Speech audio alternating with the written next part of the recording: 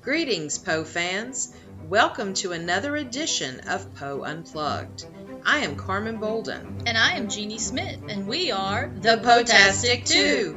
Come Zoom with us into the Unbook Club dedicated to the works of Mr. Edgar Allan Poe. Good evening and welcome back to Poe Unplugged. Tonight we are going to discuss the Cask of Amontillado. Dun, dun, dun. No drinking allowed. That's what started all this. Holly. It's water, I swear. look what I'm drinking. I don't know if this is. I found some Amontillado. Oh, nice. Oh, yes. we also have. And I have to say, it tastes horrible. That's okay. Oh, really? Yeah, we have some in the house, but usually we use it to mix it in another kind of cocktail. So, all right.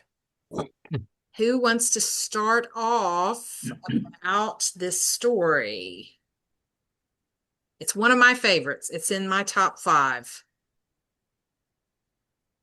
I'm happy to go. I mean, this is a story that I've grown up with. I think the first time that I read the story was probably in 7th grade, maybe somewhere right around there. Mm-hmm. I did it as one of my Toastmaster projects on my way to my Advanced Communicator Bronze certification with Toastmasters, performing the story. And then, of course, I produced it as an audio drama. And I just this story has always spoken to me. Just great writing, great effects, leaves a little bit to the imagination. So not everything is spelled out. You get to, it's kind of up to the interpretation of the reader. And I think that gives you a lot of opportunity to really get involved in the story and sometimes make certain things feel a different way, just depending on who reads the story. So I think it's just been written. It was written so well that it obviously, I mean, here it is 170 some odd years later. And here we are still loving it and talking about it. Yeah, I have heard your radio drama, Jason, and it is superb. You adapt the story perfectly, and then you expand on it by adding a few characters and dialogue that you take from Poe's narration and turn it into dialogue. So it's just a wonderful drama. I really enjoyed hearing it. Thank you. Yeah, it is awesome. Yeah, I second what you said, Dr. Jeff. I like how you actually kind of nestled the story, Jason, inside another story to kind of give it context. It really helped set the scene. So, yeah. Yeah, thank you. Well, I know, and one of the things that is being talked about, and I think one of the parts of the story I really enjoyed was given such little narrative space in the original story. It was the departure of the attendants in the house. Right. And that whole thing, that is such a rich part of the story. The fact that, saying don't leave with the intent of knowing they'll go. And yeah, the departure to make the house vacant enough so that he can come and bring Fortunato back and do the deed. And that part of the story just was only maybe 2 or 3 lines that was discussed in the original short story, and it just was such an important piece of it. If those attendants hadn't left, I mean, it would have spoiled the whole thing. Absolutely. That is an example of reverse psychology. I doubt that term was in existence back then, but the whole story is about reverse psychology because Montresor says, "Oh, I can learn everything about Amontillado from Lucchese. Don't bother." And that he knows is going to set Fortunato off and will lure him to the catacombs. Yeah, absolutely. Yeah, because I think an ignoramus. Yeah, I think what I think is interesting about this story, because you guys have heard me say it before, so I have to stay, consistent, that this isn't one of my favorite stories. And I think I finally figured out why. Because I was really, really thinking about it, because that's everything I should like. Revenge, murder, humor, I should love it. And I do really like it. It's just not in my top 5 or anything. And the reason why is, with Telltale Heart and with the Black Cat, there's a supernatural thread. And this is actually a Poe story where there isn't a supernatural thread. And the killer, I know this is going to sound like an oxymoron or whatever, but the killer is actually a sane killer, right? He's sane. He's very aware of what he's doing. He kind of gives him his out. Where a Telltale Heart, he's hearing voices. He's not really there. And of course, in Black Cat, he's drinking a lot, he's not in his right mind. But in this situation, we have a character who it knows exactly what he's doing. It's premeditated. So it kind of like it's a story about someone who really knows what they're doing is wrong. Where I think when the other ones was like a fit of anger and Black Cat, and the other one he is actually thinking he was doing a good thing by ridding the world of his eye. So this is actually like a true revenge story. So it has a little bit of a darker grit to it without the supernatural. But of course, it's excellently written, of course. But yeah, it was just like trying to pinpoint like why is it? I think for me it's just because it's missing that supernatural, which is always my sweet spot. So I, unfortunately, it went down a couple tiers for that, but it's still excellent. You know, guys, I love Poe. I just wanted to share that. No, Holly, that's a good point because comparatively to other stories, it definitely lacks that supernatural. And I always kind of relate it to Hot Frog just with the theme of revenge. That's absolutely where I put those together. But yeah, I do wonder though. I mean, Holly, you had said that he seems perfectly sane, and the one part where he doesn't quite seem is near the end. What's that? I think I know what you're going to say. Go ahead. Sorry. Near the end, where Fortunato is kind of near, almost expired. He's giving up hope, and he just starts wailing from behind the wall. And the narrator adds to that. He matches Fortunato's screaming, and so he's kind of like literally screaming into the abyss near the end, and that struck me as a little unhinged. See, to me, I think it was because I read a lot of horror, and but for me, I kind of took it almost like a flex of power. For me, that's how I personally read it. But I think you're right. I think what Dr. Jeff said, or was it Jason, about whoever is like telling a story can change the meaning behind things. But there was a glimpse for me where I thought maybe he was suffering from mental health issues, because at some point he does say to Fortunato, like, oh, like you're happy, like I used to be once, like I was happy. He kind of gives an inclination that something had happened, despite whatever he said that offended him, that now he's no longer happy, which I think plays into like some sort of mental health depression. And maybe that's having him kind of like focusing in on certain things that he can control, like killing his ex-friend. Yeah, good point, Steve. I think along with what power. I think along with what Steve is saying about him maybe being unhinged is we never really learn what these 1,000 injuries are that he suffered from Fortunato. I mean that could have just been in his mind, or he might have been jealous of the guy and he cooked up all of these injuries that were perpetrated upon him. You know, who knows? I think or they were microaggressions, just little things, but finally he had the last straw. Yes. Yeah, I agree with that, Dr. Jeff, because it's like, when you don't like someone or you're on edge with someone, every little word you're like waiting, right? And then you twist it in your mind. And I mean, I know I do that. I mean, I don't think I'm fully insane or whatnot, but I think that's like human nature, like, like to be on edge and like you're waiting for like, oh, what do they mean behind what they said? So I definitely think that Montresor is like super sensitive for sure. Yeah. Obviously that's what he's going through all with this, but it's a good point. You guys. Yeah, I kind of felt like an injury could just be the popularity, because he always seems to have a little bit of jealousy in the initial monologue where he starts talking about, who's who, in some things he's an expert, and other things, he's just kind of phony baloney.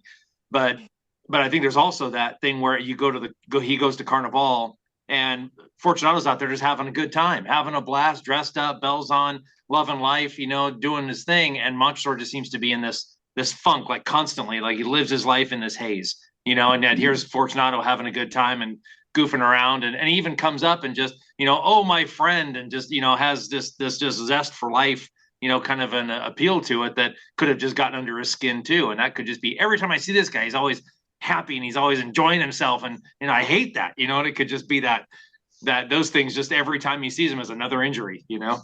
Oh, yeah, perfect. Yeah, that's actually excellent like analysis. I totally agree with that. Some people just can't take other people living their best life, right? Because it kind of puts that spotlight on things that they're not doing, that they want to be doing. Like, oh, I want to be having a good time, but I can't let myself. And that kind of sneaks up at you. Totally, Jason. Yeah. How many of us have ever been in a situation, and I'm not talking about in one day, but over a period of time, where someone just drives you damn nuts? You're around them, and they say little things that just drive you crazy. And you say, well, I'm going to be the adult in the room here, and I'm going to walk away. But all the while, your inner vets are saying, I'm going to get them. I'm going to get them one day. One day I'm going to get them. Hand me the And brick. I think Montresor finally, I think he got into overload.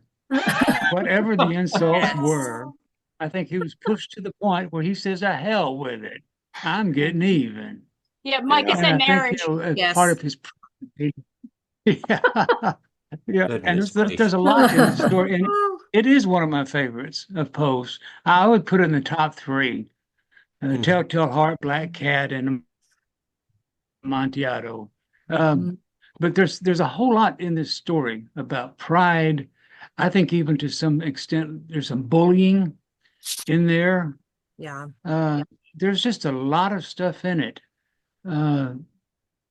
Seeing opportunities to stick somebody when you get a chance. I don't know. I really enjoy the story, and I've read it probably 100 times in my life, and I'll probably read it. I hope I get to read it another 100 before I die, because every time I read it, I find something else that I like about it. I agree with that same sentiment, Mike. One thing I noticed this time around was just each one of them was hyper focused on their goal. Montresor killing, and Fortunato, he had to have that Amontillado. And it's like, if Fortunato had, acted like, he was, wanting to get out of it, Montresor really gave him an out, but he was so focused on, I've got to see this Amontillado. Lucchese cannot say this is Amontillado or not. He had to be the ultimate, wine connoisseur and all of that. And I don't know, just when I read it this afternoon, I just felt like I never noticed this, ultra hyper focus of that before. It just like that's what kind of resonated with me today. Yeah, definitely pride from both sides. Yeah. I wonder too if halfway through, when they're in the catacombs and Montresor is kind of leading him down, he has another coughing fit. He's already gone through the draft of Medoc, on the way. And he almost feels like he's giving him another out and another out and another out along the way. Almost like at some point I felt like maybe he's actually trying to find a reason to not go through with it. And then Fortunato sticks him again with the quip about being a Mason, and he's like, oh, well, you're not of the Brotherhood, you're lesser than anyway. And he's like, well, of course I am, well, give me a sign, right? And he breaks out the trowel, and then he just becomes this big jest. Oh, that's not what I'm talking about, you idiot. Drives him crazy all over again. And he's like, okay, I'm going through with this. I don't care anymore. Yeah, that's a great point, because what Jay said, like, that is so insultful. I mean, talk about being an insult. Like, yeah, really, dude? Yeah, that was like, damn. It's insult to injury. Yeah. Yeah, you deserve what you're about to get. Yeah, and it almost like refocuses the attention. Even you feel it in the writing, like it's more direct after that. Just down here, come along, grab my robe, let's go. Almost like, okay, we're gonna go do this, and we're gonna do it quicker now because I'm pissed again. Yeah. Renewed vigor. Yeah. Absolutely. Did anybody that has I read. Oh, go ahead, Mike. Go ahead. No, I was going to say, I read an essay last week, just trying to get ready for this, and I forgot who wrote it, but it talked about 5 things that Poe put into his writings. 5 tips from Poe or something. I think that was the name of it. And I remember the one thing that it said Poe, and I can't verify this, maybe you guys can, you're more expert at this than I am, that one things he did when he wrote, he knew where he was going before he ever started. He had the end in mind. Mm-hmm. And so then when you get to the end of this story, it comes out, well, that was 50 years ago. And I wonder why he had that end in mind. Was it one of two reasons? Number one, was it to show the audience that he got away with murder? Or was it also partly to let the audience know, my gosh, that was 50 years ago. Maybe I don't remember everything accurately. So I don't know how I feel about the ending of it. Any thoughts?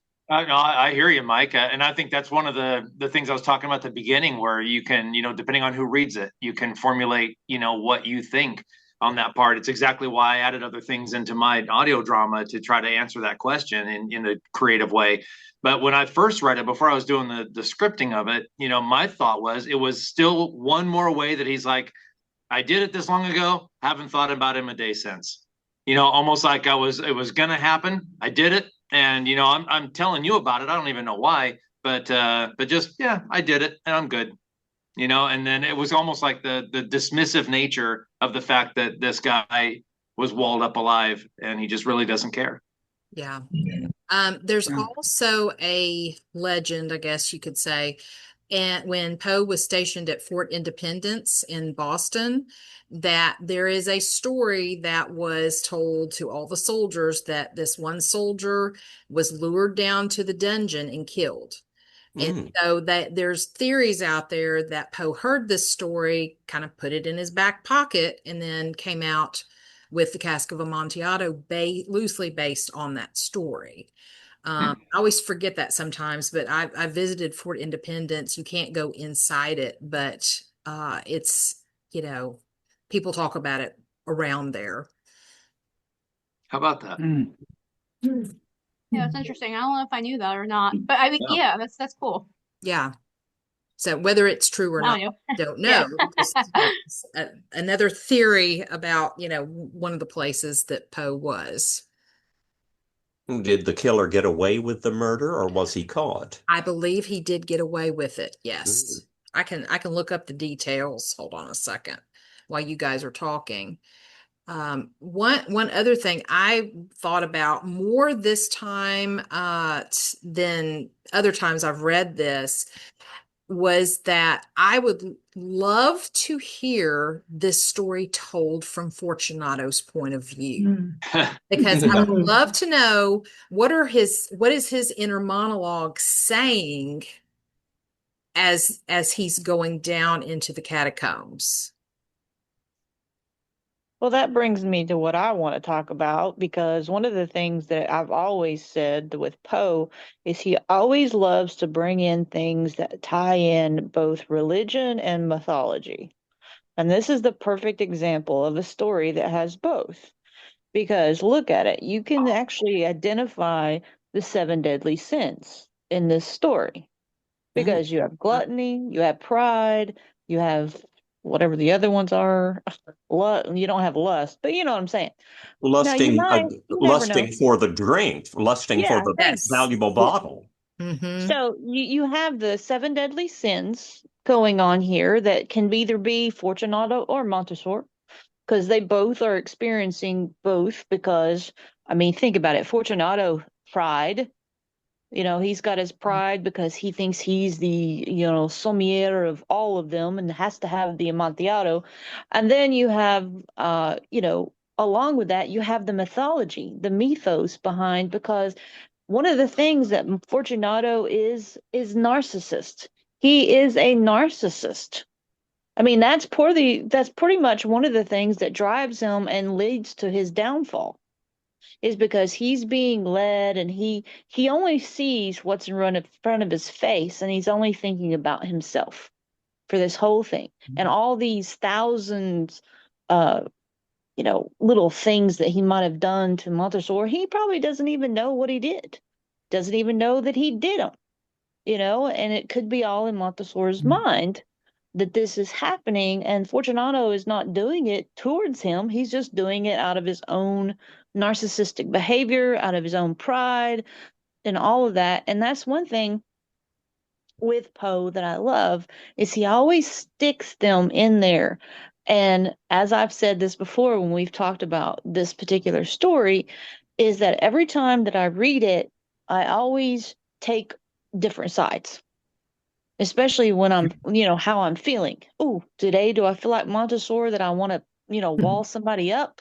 I'm good. It's all right. Or do I feel like Fortunato that somebody is like attacking me for something that I might have done and I don't realize what I've done? And, what am I, what am I actually going to expect? Am I being stuck behind this wall that I can't break through because I can't figure out what's wrong?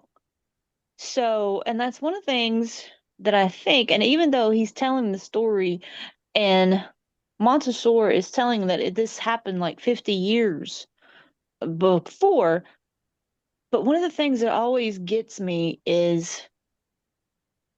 it really happen or was it all in his mind?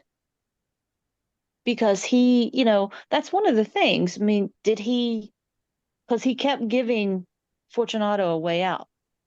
He kept asking him, "Are you sure you want to stop? Or you want to turn back? You want to, and because it goes back to what Holly was talking about with mental illness and stuff. And even though, yes, I agree, this didn't have the supernatural aspect, this is more along the more humane and humanity of it all. Like with Holly's outfit, Poe is telling a story that not everything is black and white.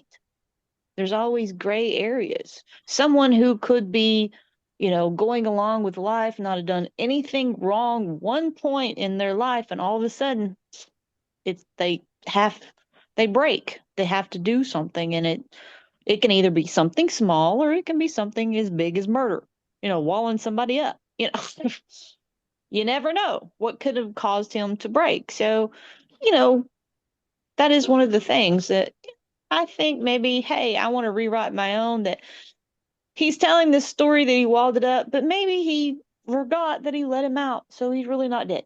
Yeah. So that's one of the things, like I said, you've got the mental aspects, you've got the mythology, and you've got the seven deadly sins kind of mixed all in there. So it's Poe at his finest. Yeah, Jeanie, I actually 100% agree. I didn't see that before with the seven deadly sins. I totally see it. Absolutely. I think they're on parade in that. Now that you said it pretty obviously. And I actually had thought when I was thinking, like, what did he do to him that really bothered him? And I had thought there's no true, like, it's not actually said anywhere in there. But I always thought, like, what really bothers a guy, right? When someone steals your girl. So I kind of had thought, like, fortunately I was happily married. I was kind of thinking, if I wonder if going into that lust play, like, did he steal his girl? And that was one of the things that I thought that could have happened without there really being any true indication of it. But yeah, good point, Jeanie. Yeah. That's one of the script rewrites that they had done. There's been a movie where it actually that takes that perspective of kind of the love triangle aspect of it. Oh, cool. Yeah, it was a black and white, and I don't remember the year of it, but it was probably the 50s or 60s when kind of an angle on that was made. I think that was the first movie adaptation I saw was related to that. Okay. Yeah, I mean, you could see how that could totally drive all of Montressor's like motivations, like easily. Because I mean, let's be honest, love drives you crazy, and the lack of love makes you really crazy. Mm-hmm. Very so true. I guess I'm probably an outlier here. That I first of all, Jeanie, I love the idea of the seven deadly sins. I think you're right on with that one. But on the question of the narrator's sanity or not, I guess I see him as the only thing I think he's gotten wrong. And somebody else said this earlier. I've forgotten who of you did. That he's really blown these slights out of proportion. These 1,000 slights. Fortunato's probably not even aware of it. So I think the fact that he's giving Fortunato the chances out, I think that's actually just is part of the ploy of getting him off his guard, so he'll come all the way in despite his illness, susceptibility to the niter, et cetera. I think he comes across as just incredibly, if not sane, methodical, and the slights are so blown out of proportion. I guess you have to decide whether that is a sign of mental illness or not. Yeah. Yeah, I definitely think, Steve, I'm right with you. I think he was in his right state of mind. I think he had issues that definitely drove him that way. And like, let's be honest, guys, like we're talking about a time period where you could get away with murder. Like nowadays, if I put someone in my chimney, they're gonna find me out. I'm really not that clever. I'm not Dexter. Totally, I'm not getting away with this. But I think, like, I mean, I know it sounds kind of morbid to think like, hey, if you could get away with it, is there someone in your life that you would wall up? And I mean, I'm just being honest, and I have several.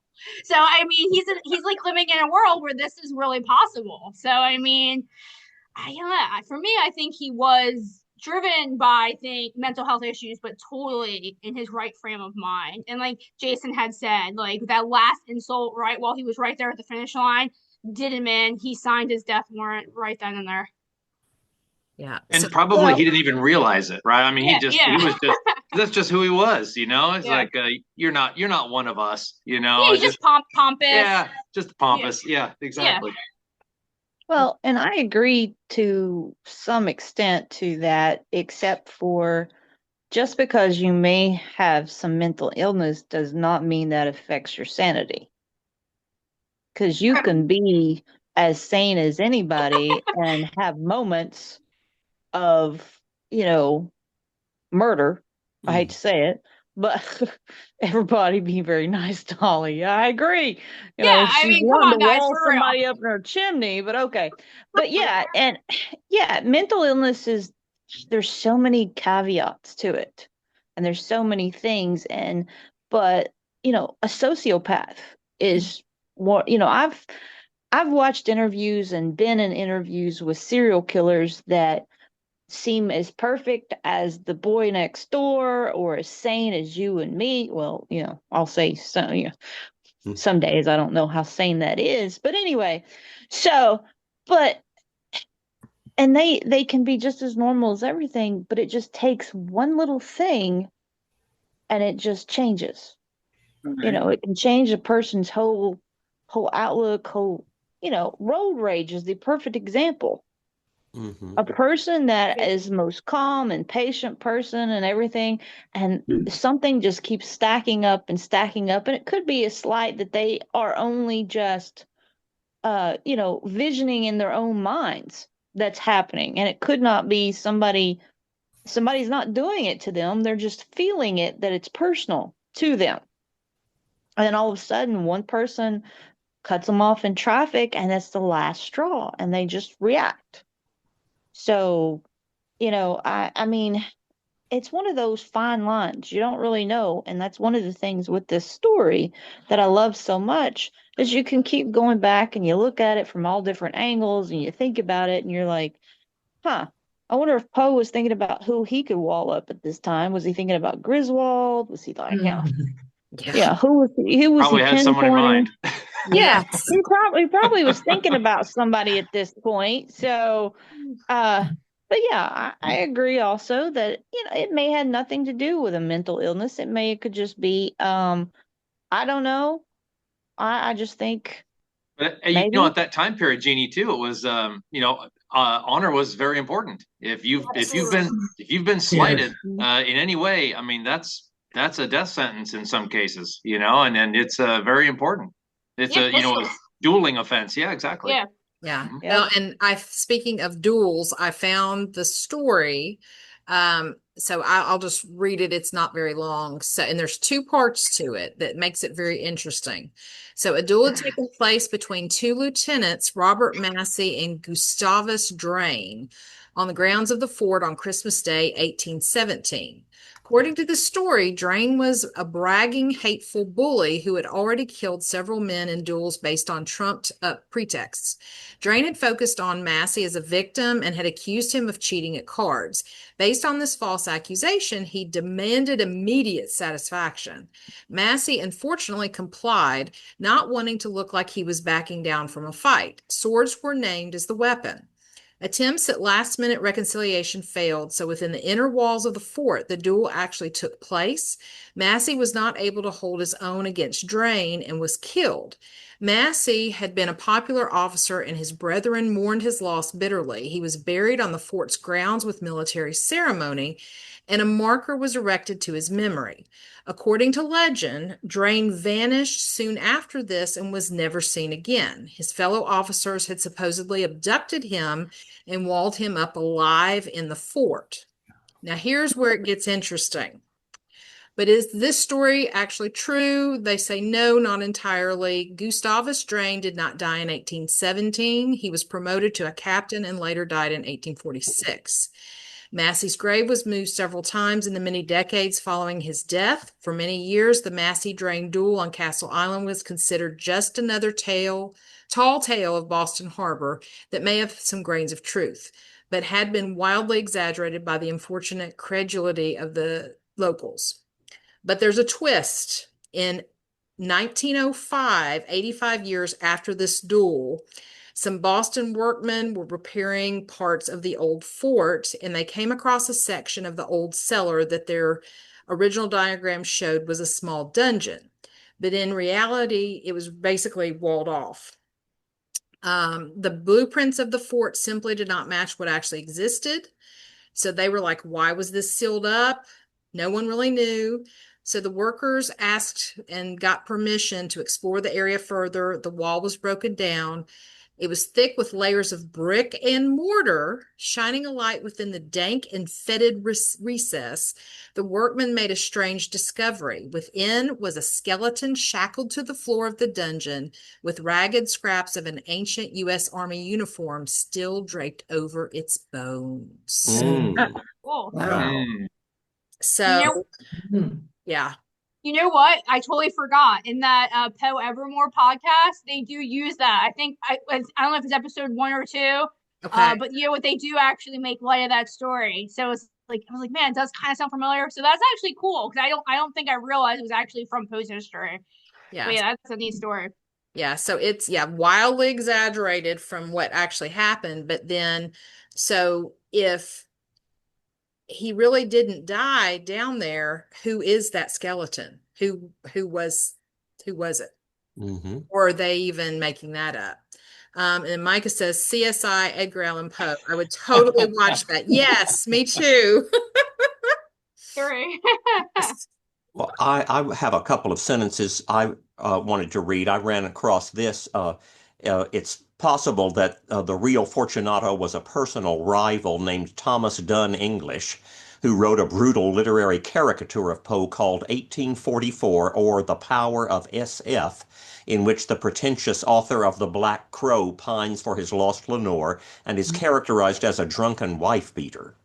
Using imagery from 1844, including the coat of arms, Fortunato's sign, and the catacombs, Poe responded with what may arguably be his most popular murder tale, The Cask of Amontillado. Very cool. That is. Yeah. I actually remember a little bit of that, Dr. Jeff, where you were reading, because I was like, oh, yeah, I remember reading that. That's cool. Yeah, I mean, Poe had several, that's cool.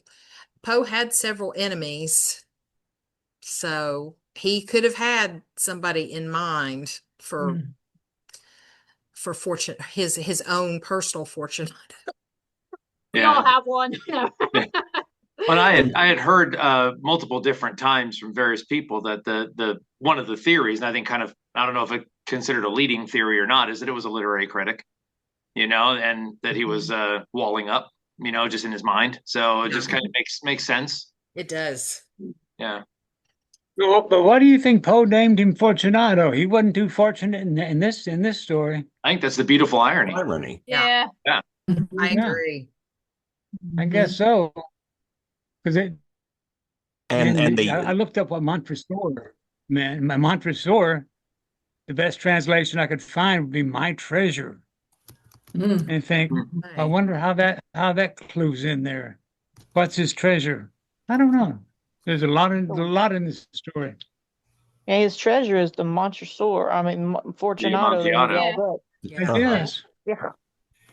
And Victory. Jeannie, you were talking about how sane people can go crazy. Well, an example of that dichotomy is this story, because Poe was sane enough to write a marvelous story, and yet crazy enough to devote time to write a story about somebody he did not like. That's a good point. That's awesome. Sorry. Makes perfect sense to me. You wonder if that's part of his motivation, that the fact that he's still talking about it 50 years later, like this was his crowning achievement. He's been living off of that victory for most of his life. Mm-hmm. And he thinks about it often.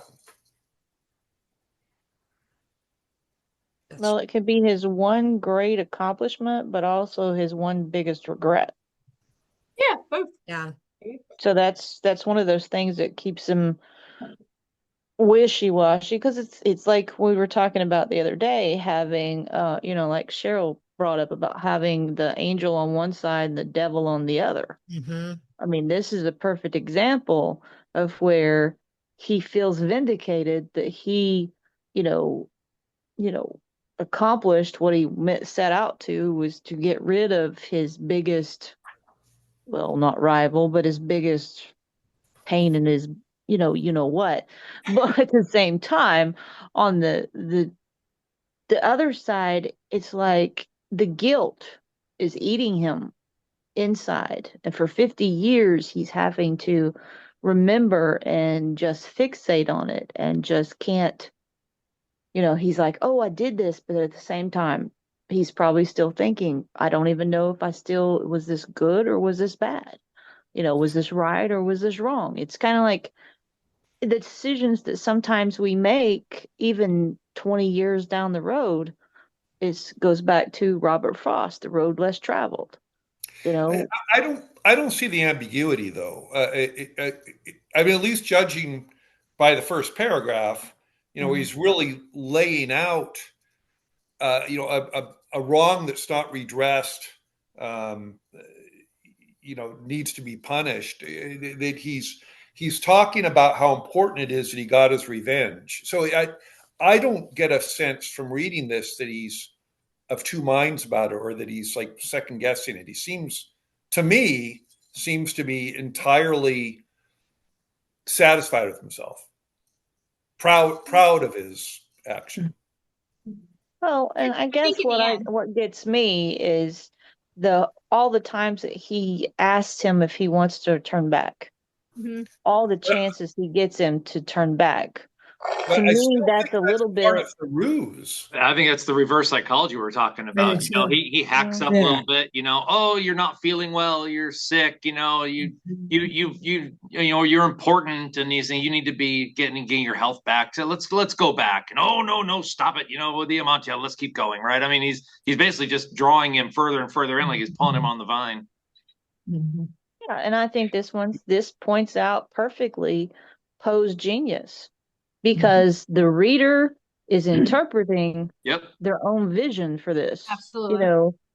It could be the one person who is putting themselves in Montresor's position and has done something like this, maybe not like completely, as Holly said, she has a vision of walling somebody up in her chimney, but hasn't accomplished it yet. So, she's got Montresor on her brain and is like, oh, lead me on, Poe. I'm not second guessing anything. I've got this person. I know exactly how many bricks I'm going to need, how much mortar I'm going to need. I know what it's going to take and everything like this. But then on the other hand, you could have someone who is feeling guilt, is having that two sides of the mind of, I really want to do this because I know it's going to give me peace, but at the same time, maybe I should keep giving him reasons to push me on. Where you're talking about how Fortunato, Montesora is just Montesora. Can't talk right now. Him, using the reverse psychology, like Jason said, to keep pushing him to that end game. But at the same time, in my mind, it's like he's trying to give him a way to back out, and that's building him up inside, saying, okay, I gave him a way out, but he's not taking it, so I'm vindicating myself every step. That he doesn't take the chance, I get vindicated that when I wall him up and kill him, I'm going to be okay, you know? So it's one of those things. It's like interpretation. We've talked about it over and over again.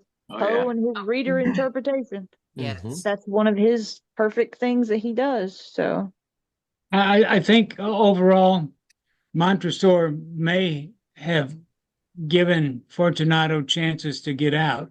But then I think about the family crest when it said, no one goes unpunished, or I'm paraphrasing, no one insults me with impunity.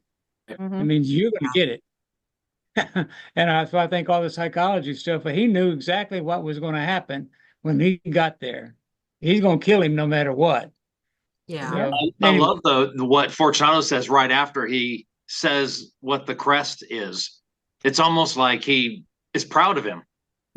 You know, like he's like, yeah, that's a strong crest. Good. No one, punishes with impunity, insults me with impunity. Great. Yeah. Fantastic. Almost like something about there's also insults in there, but Montresor couldn't remember what the family crest was. And as was said earlier, that was a prideful thing back in those days. Yeah. Absolutely. I mean, Fortunato said, no, I don't remember what your family crest was. Oh, yeah. He couldn't have cared less. Insult right there. Yeah. Yeah. I don't know if anybody had time to read the 2 essays in this book. One of the kind of talking about just was he feeling guilt or not? Jan Burke, who wrote, let's see, Bones, Flights, Bloodlines, and Kidnapped. One of the things that I thought was interesting is that she calls Montresor a madman, not to be trusted, capable of mocking both his victims. Oh, that was weird. And his screams is as heartless as any. And I really think that's really shows at the very end when Montresor is leaving and Fortunato is crying. And like, if this was a modern TV show, it would be like a mic drop, from Montresor, because it's like, he did the deed. He knows what's going to happen, and nobody's going to go down into that catacombs probably for a very long time. And you said that she identified him as a madman. I don't know if I'd do that. I don't know if I could agree with that. So yeah, I thought that was very interesting. Yeah. I agree with the mocking part, but sure. But I think it was Holly, was it you that said that he's perfectly sane with the premeditation and everything? Yeah, I think he's actually Poe's only sane killer, for me at least, that I could think of. I was like really trying to think about it. I mean, because like I said, I don't really feel like, I mean, he wasn't talking. He wasn't talking to things that weren't there. He wasn't under the influence of any sort of drugs or alcohol, because he wasn't drinking. Like, he never, or maybe he did take a sip, but he was definitely not drunk when he brought Fortunato down there. Yeah, and Fortunato, the alcohol had worn off by the time they got down. Yeah, he wasn't as drunk as he was. Yeah, as you thought, it was be assumed he was, or that Montresor assumed he was either.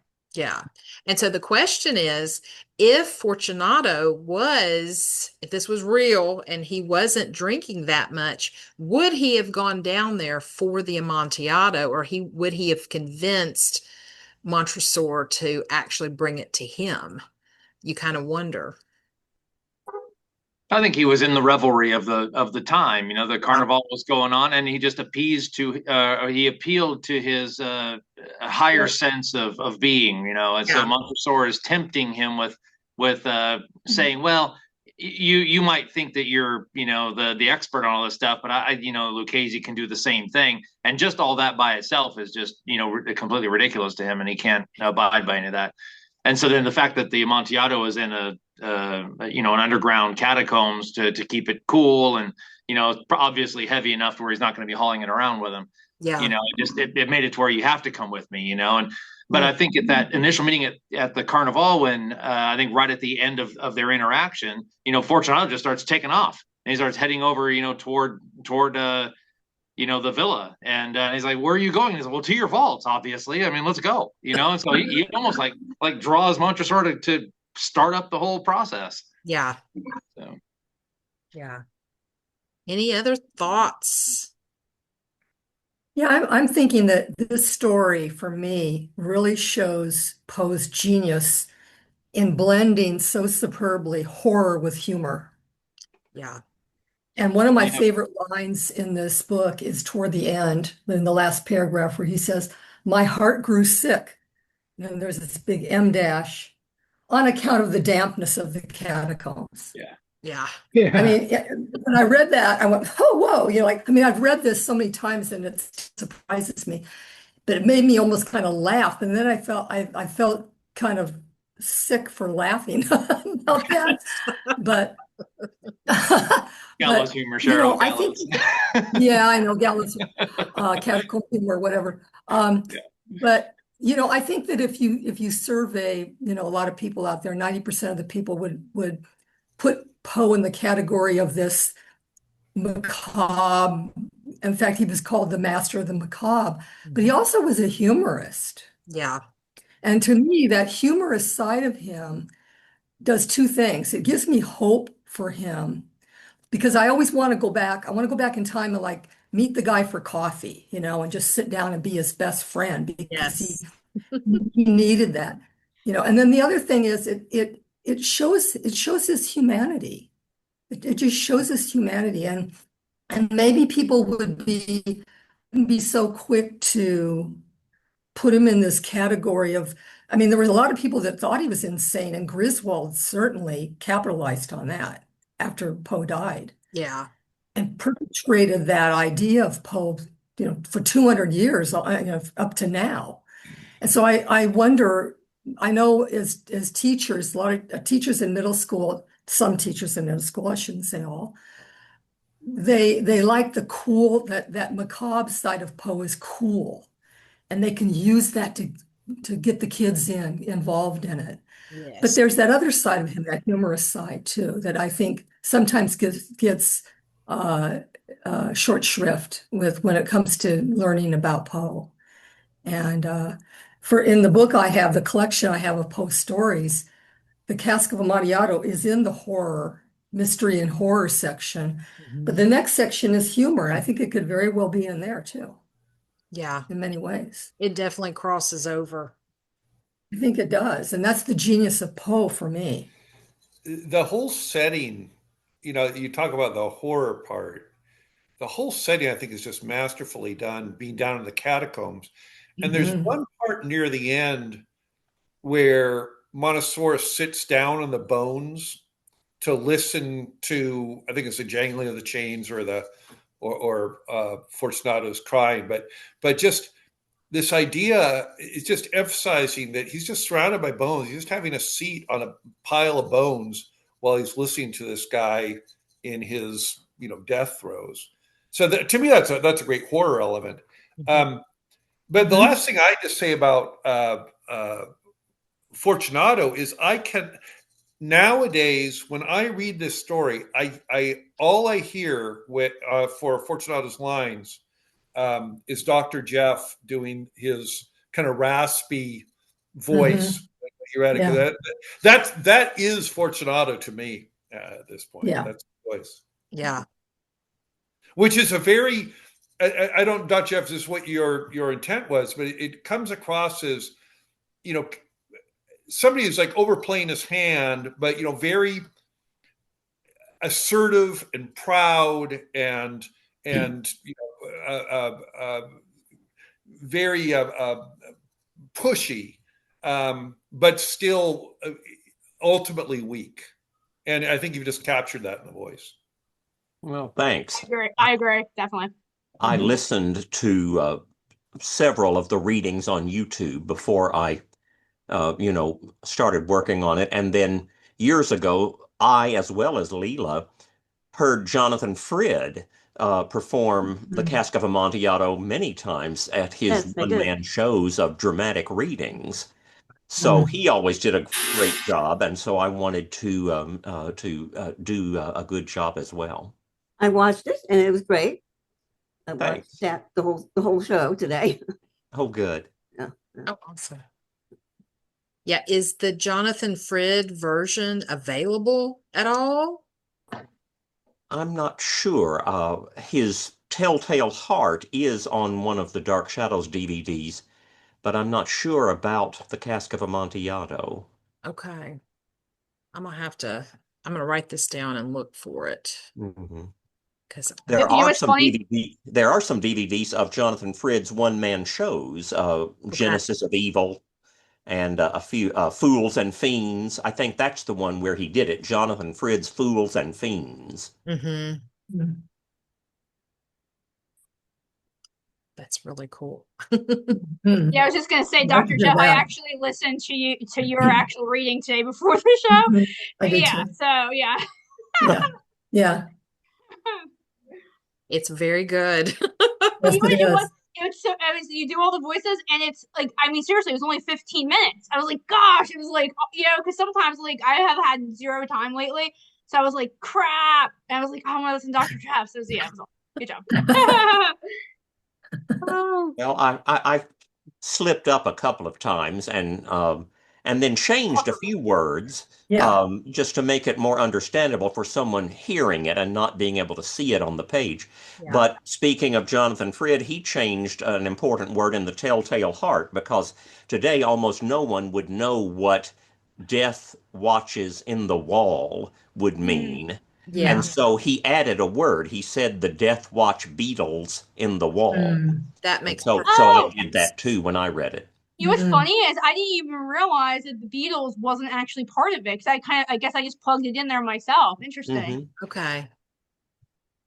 Yeah, and let's see. Micah had said Fortunato pulling out his phone, opening the app. Sounds great. Let's get DoorDash to bring it up. Score curses. Yeah, plan foiled. Yes, and Steve says a pipe of Amontillado is 126 gallons. Wow, I did not realize it was that much. That would be huge. That would be a vat. Yeah. That's a big cask. That's huge. Thanks for that, Steve. Yeah, thank you. Yeah. All right. Any other thoughts before we talk about what's coming up? I would add one thing. When we watch movies or read stories nowadays, we identify, depending on your own personal leanings, with the protagonist, maybe the antagonist. You've got a good guy, a bad guy. Maybe you lean one direction or the other. Maybe we'll root for the bad guy and we'll root for the good guy, whatever. I think we can see ourselves in both Montresor and Fortunato. I think we've all probably wronged somebody.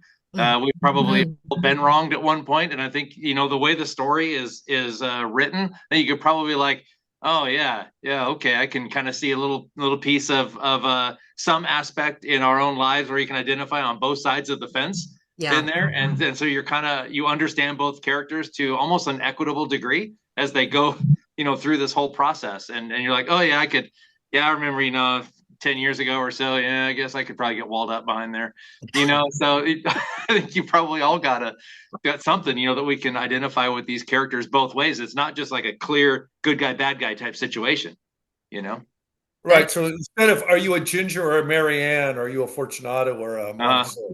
Yeah, right. There you go. I'm a Gilligan. All right, little buddy.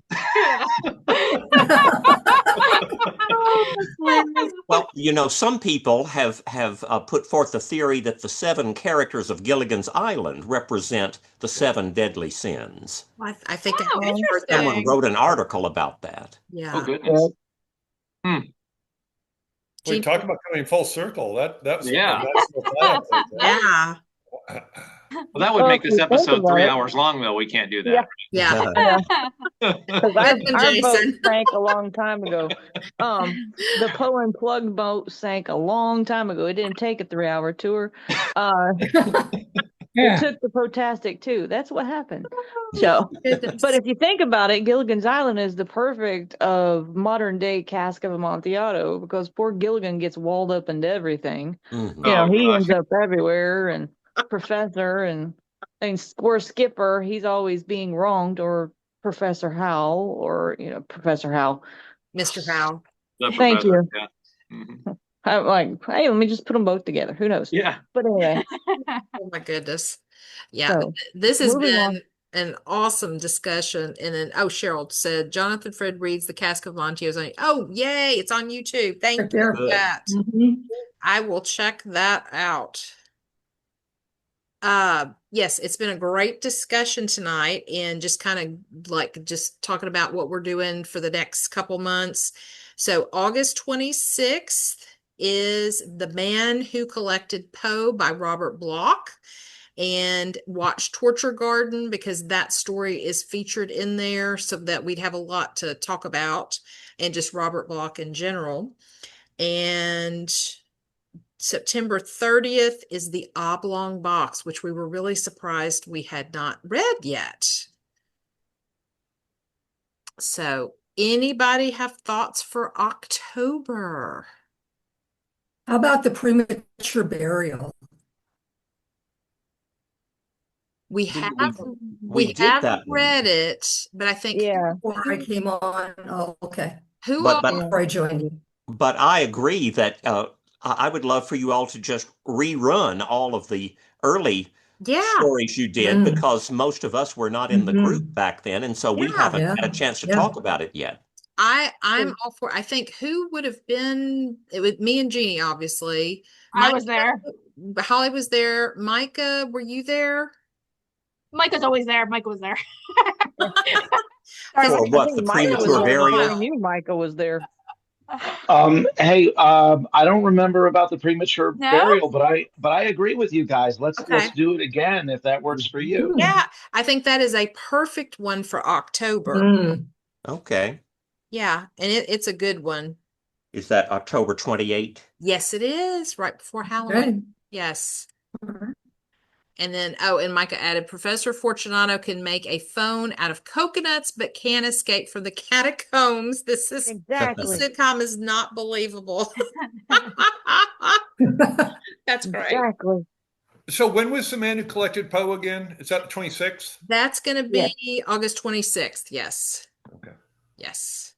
Yeah. Recently, I was on a podcast about Psycho by Robert Bloch and Dark Shadows, and I talked about how I knew Robert Bloch for the last 4 years of his life. We wrote letters to each other, and he was a very nice man. Nobody in the business or fandom ever had anything bad to say about him. He could write grisly stories of dismemberment and murder and gore and everything, but he was a very gentle, fine man in real life. And his autobiography, Once Around the Block, BLOCH, is quite good. It's very witty and clever, and gives a lot of background about his life, and Psycho, of course.